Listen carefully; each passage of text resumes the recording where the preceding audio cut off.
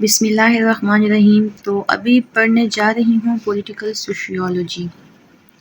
It refers to the power, politics, governance within the society, for example, voting, movement, political competition among classes and political attitude. اس کا مطلب ہے کہ ایک society میں جو politics ہوتی ہے، ٹھیک ہے، جو گورننس ہوتی ہے ایک سوسائٹی کے اندر، اس کی اسٹڈی کو کہتے ہیں پولیٹیکل سوشیالوجی.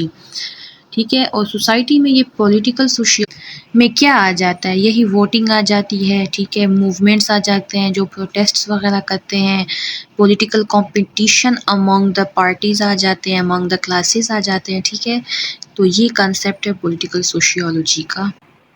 اس کے بعد آ جاتا ہے ایلیمنٹس آف سوشیالوجی، مطلب کہ سوشیالوجی میں کیا وہ چیزیں ایگزسٹ کرتے ہیں، سوسائٹی میں ایسی کیا چیزیں ایگزسٹ کرتی ہیں جو کہ لوگوں کو سوسائٹی میں آپس میں یونائٹ کرتی ہے. ٹھیک ہے، وہ کون سی چیزیں ہیں جو سوسائٹی میں سینس آف بلونگنگ کریٹ کرتے ہیں؟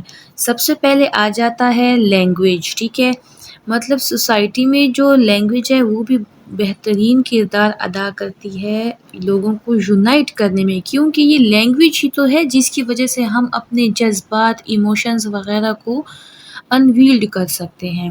دوسرا آ جاتا ہے ریلیجن. سوسائٹی میں جو سیم ریلیجن کے جو لوگ ہوتے ہیں ان میں بھی آپس میں یونٹی کریٹ ہوتی ہے. فار ایگزامپل مسلم سوسائٹی ہو جاتی ہے، ہندو سوسائٹی ہو جاتی ہے، مطلب کہ یہ ویری کرتا ہے. ٹھیک ہے، مطلب سوسائٹیز جو ہے بہت ساری ہو سکتی ہیں. The religions languages vary from society to society.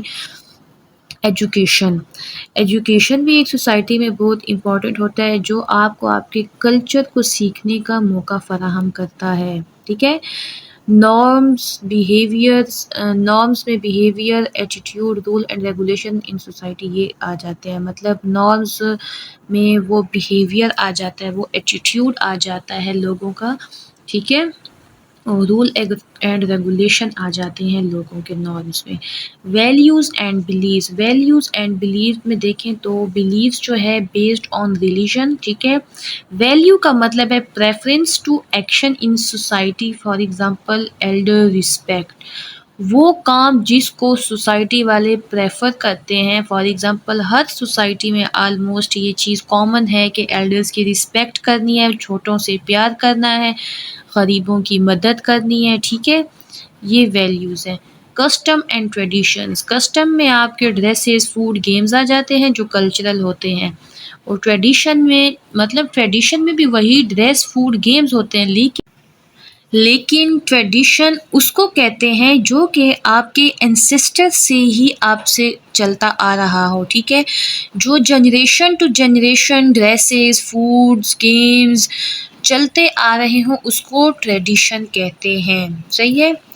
Art and literature, Hare society کے اپنا جو ہے وہ آرٹ ہوتا ہے، لٹریچر ہوتا ہے، آرکیٹیکچر ہوتا ہے. اسی سوسائٹی کے اوپر بکس بھی ہوتی ہیں. پولیٹیکل سسٹم میں دیکھیں تو سوسائٹی کے جو پولیٹیکل سسٹم ہے وہ بھی ویری کرتا ہے.